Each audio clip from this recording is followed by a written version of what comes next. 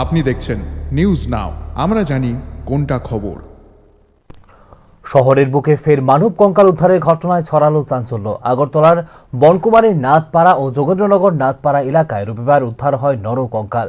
স্থানীয়দের কাছ থেকে খবর পেয়ে ঘটনাস্থলে পৌঁছায় পূর্ব আগরতলা থানার পুলিশ ও কলেজটিলা ফাঁড়ির পুলিশ। জঙ্গল এলাকা থেকে উদ্ধার করা হওয়া কঙ্কালটি পুরুষ মানুষের বলে জানিয়েছে পুলিশ। কঙ্কালটি 2 মাস আগের বলে প্রাথমিকভাবে অনুমান করা হচ্ছে। ঘটনার গুরুত্ব বিবেচনা করে ফরেনসিক টিমকে ডাকা হয়। ঘটনাস্থল থেকে বিভিন্ন নমুনা সংগ্রহ করেন ফরেনসিক বিশেষজ্ঞরা।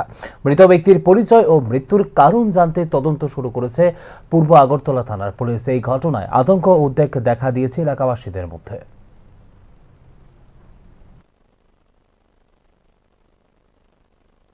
দেখুন, আমাদের থানাতে খবর আসে, হ্যাঁ, 11:30 12টা নাগাদ একটা খবর আসে যে এখানে একটা জঙ্গলের ভিতরে একটা কঙ্কাল দেখা গেছে।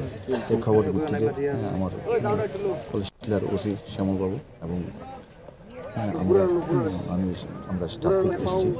যে ঘটনা সত্যি একটা যতটুকু দেখা গেল একটা মেল একটা স্কেলিটন, তো এইটুকু দেখা গেছে। টোটালি ডিপোজিশন ড্রাই হয়ে গেছে। তো এটা দিয়ে কোনো ধরনের আইডেন্টিফিকেশন এখন সম্ভব না। আমরা এফএসএল টিমকে খবর দিয়েছি, এফএসএল টিমের রূপালী ম্যাডাম এসছেন, ঠিক আছে। তো বাকিটা আমরা দেখবো, এটার ডিএনএ টেস্ট হবে। বাকি ব্যাপারটা ম্যাটার অফ ইনভেস্টিগেশন। এই মুহূর্তে টোটালি আনআইডেন্টিফাইড একটা স্কেলিটন উদ্ধার করেছি। বাকিটা আমরা ইনভেস্টিগেশন দেখছি। কতদিনের হবে এটা? এই মুহূর্তে এটা টোটালি বলা মুশকিল, তবে দেখে তো মনে হচ্ছে 2 মাসের কম হবে না। মানে জাস্ট আই হোপ, কেন এটা টোটালি অলরেডি স্কেলিটন হয়ে গেছে।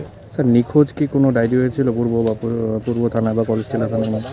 এটা নিয়ে এই মুহূর্তে কোনো মিসিংয়ের আমাদের কাছে মেল মিসিং এরকম কোনো নেই, যেটা হয়তো আমরা কন্টিনিউ আমরা টোটালি সার্চ করি এই ব্যাপারটা।